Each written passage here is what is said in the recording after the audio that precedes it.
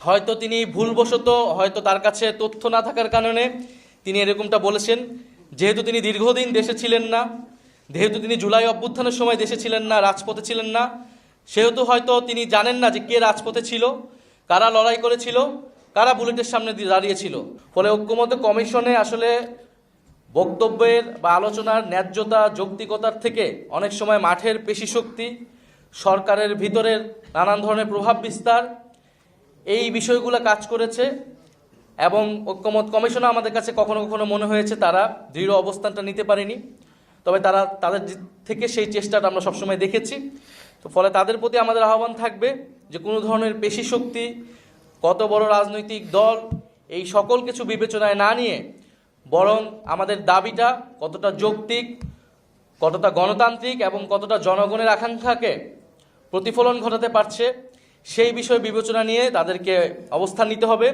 এবং আমরা যেটা বলেছি যে সাংবিধানিক আদেশ জারি করা, এবং এই তর্কটার কিন্তু সুরাহা হয়নি। আমরা ঐক্যমত কমিশনে এই জন্য বারবার বলছিলাম, ঐক্যমত কমিশন বাস্তবায়ন প্রক্রিয়ার আলোচনা ছাড়াই বন্ধ হয়ে যেতে নিয়েছিল। তখন আমাদের প্রতিনিধিরাই এটা জোর করেছিল যে বাস্তবায়ন প্রক্রিয়া নিয়ে আলোচনা করতে হবে। সেই আলোচনাটা যদি আরও একটু কিছু করা যেত এই বিষয়গুলো সুরাহা হওয়া সম্ভব ছিল। বিদ্যমান সংবিধানের অধীনে এই ধরনের সাংবিধানিক আদেশ জারি করার কোনো এখতিয়ার, বৈধতা বর্তমান প্রেসিডেন্টের নাই। অনেকগুলো বিষয়ে ঐক্যমত হিসেবেই ধরে নেওয়া হয়েছিল বা সংখ্যাগরিষ্ঠের ঐক্যমতের ভিত্তিতে ঐক্যমত কমিশন সেটাকে সনদে অন্তর্ভুক্ত করেছে।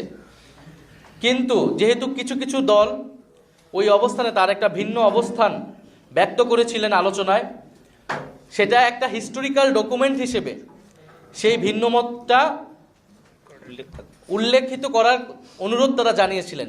সেই জায়গা থেকে কিন্তু নোট অফ ডিসেন্টটা এসেছিল। ফলে নোট অফ ডিসেন্টের সাথে জুলাই সনদের আসলে কোনোই সম্পর্ক থাকবে না, থাকার কথা নয়। বিএনপির স্থায়ী কমিটির সদস্য সালাউদ্দিন সাহেব, উনি গতকালকের ঘটনায় জুলাই যোদ্ধা যারা গতকালকে আহত হয়েছে তাদেরকে ফ্যাসিস্ট আওয়ামী লীগের অনুসারী হিসেবে তাদেরকে আখ্যা দিয়েছেন। আমরা তীব্র নিন্দা এবং প্রতিবাদ জানাচ্ছি। এবং হয়তো তিনি ভুলবশত, হয়তো তার কাছে তথ্য না থাকার কারণে তিনি এরকমটা বলেছেন। যেহেতু তিনি দীর্ঘদিন দেশে ছিলেন না, যেহেতু তিনি জুলাই অভ্যুত্থানের সময় দেশে ছিলেন না, রাজপথে ছিলেন না, সেহেতু হয়তো তিনি জানেন না যে কে রাজপথে ছিল, কারা লড়াই করেছিল, কারা বুলেটের সামনে দাঁড়িয়েছিল। আতিকুল গাজী যার হাত কাটা গিয়েছে, তাকে যখন ফ্যাসিস্ট আওয়ামী লীগের দোসর বলা হয়, যখন শহীদ মীর মুগ্ধের বাবাকে ফ্যাসিস্ট আওয়ামী লীগের দোসর বলা হয়, শহীদ ইয়ামিনের বাবাকে ফ্যাসিস্ট আওয়ামী লীগের দোসর বলা হয়, তাদের যে কোনো দাবির জন্যই, দাবির প্রেক্ষিতে সেটা আমাদের জন্য খুবই কষ্টের, খুবই বেদনাদায়ক। ফলে আমাদের আহ্বান থাকবে তিনি তার এই বক্তব্য অবিলম্বে প্রত্যাহার করবেন এবং সেই আহত যোদ্ধা এবং শহীদ পরিবারদের কাছে ক্ষমা চাবেন।